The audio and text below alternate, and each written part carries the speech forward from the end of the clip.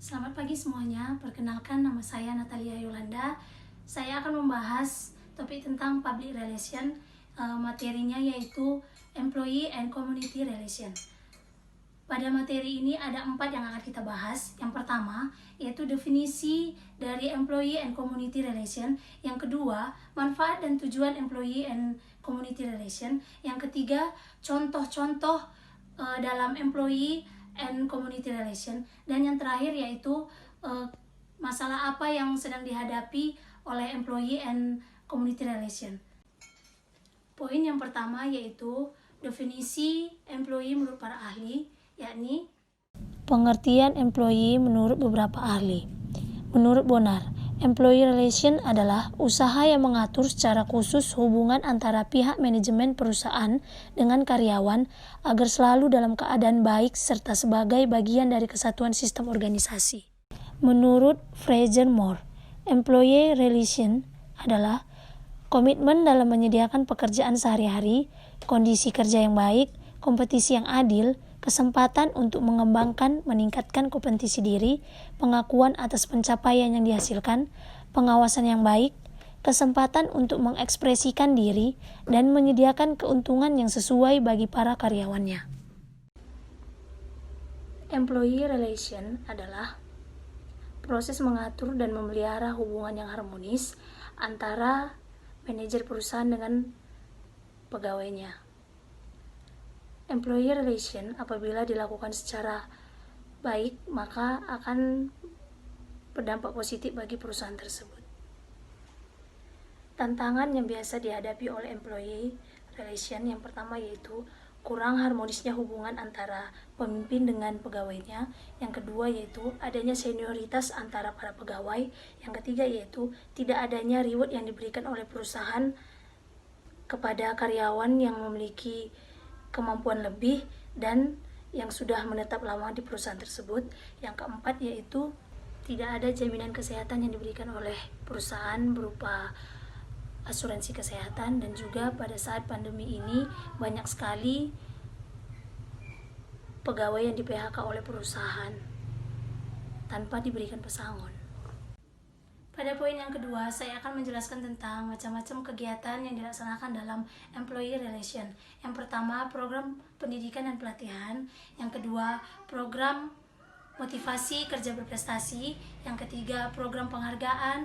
Yang keempat, program acara khusus. Dan yang terakhir, program media komunikasi internal.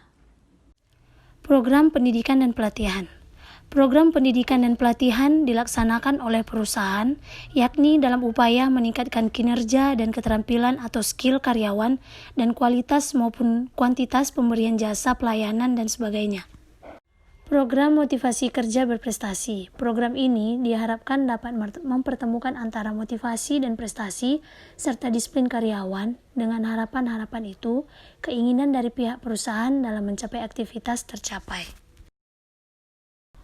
Program penghargaan adalah upaya perusahaan untuk memberikan suatu penghargaan kepada karyawan, baik yang berprestasi kerja maupun cukup lama masa pengabdiannya. Dalam hal ini, penghargaan akan menimbulkan loyalitas terhadap perusahaan.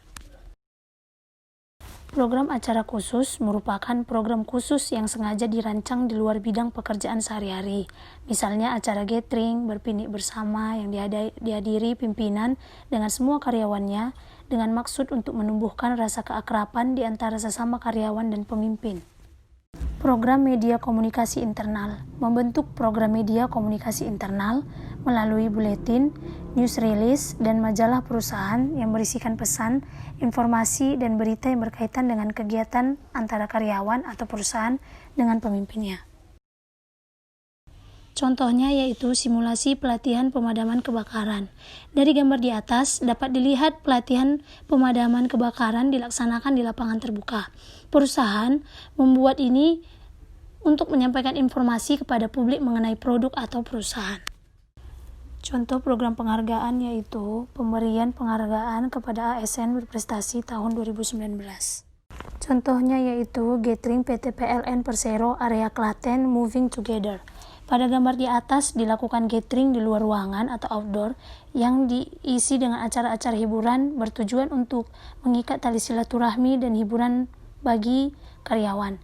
Gathering juga berperan sebagai salah satu upaya perusahaan untuk lebih memberi kesempatan kepada karyawan mengenal dan meningkatkan rasa memiliki terhadap perusahaan secara tidak langsung. Contohnya yaitu majalah yang diterbitkan oleh PTPN.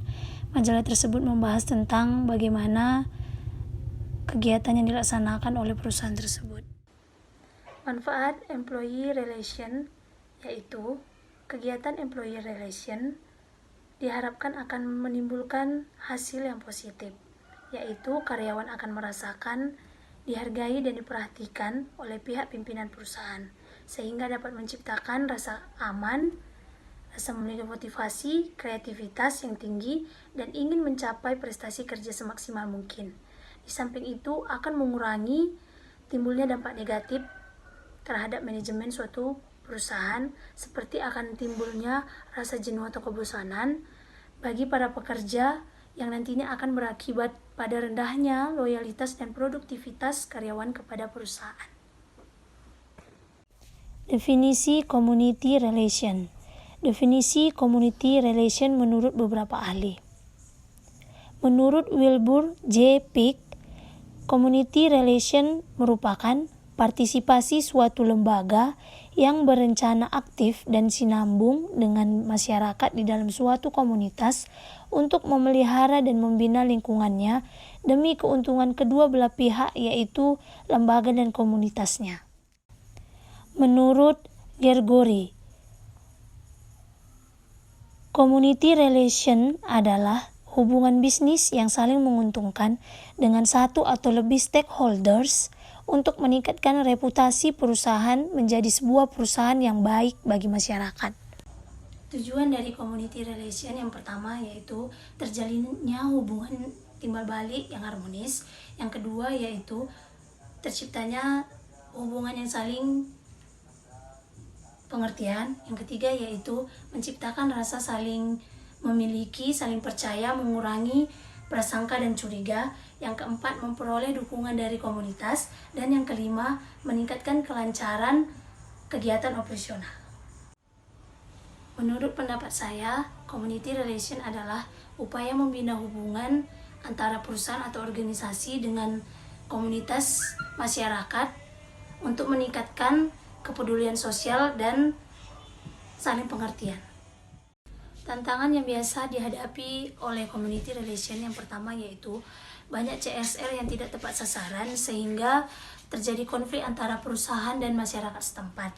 Yang kedua yaitu perusahaan perlu mengenal secara baik dan cermat tentang kondisi masyarakat di sekitarnya dan memutuskan program CSR apa yang tepat untuk masyarakat. Yang ketiga yaitu masyarakat perlu didorong untuk peduli terhadap perusahaan dengan cara bersikap responsif dan partisipasif terhadap berbagai bantuan dan kesempatan yang diberikan oleh program CSR. Contoh aktivitas community relation yang pertama yaitu bantuan bencana. Perusahaan mewujudkan kepeduliannya kepada korban terkena bencana melalui materi maupun moral. Yang kedua yaitu donor darah. Perusahaan melakukan kegiatan donor darah baik melalui kantor pusat maupun daerah. Dan yang ketiga yaitu renovasi rumah ibadah. Perusahaan melakukan kepeduliannya dengan cara memberikan dana atau bantuan kepada rumah-rumah ibadah. Inilah pemaparan dari saya, semoga bermanfaat untuk kita semua. Terima kasih.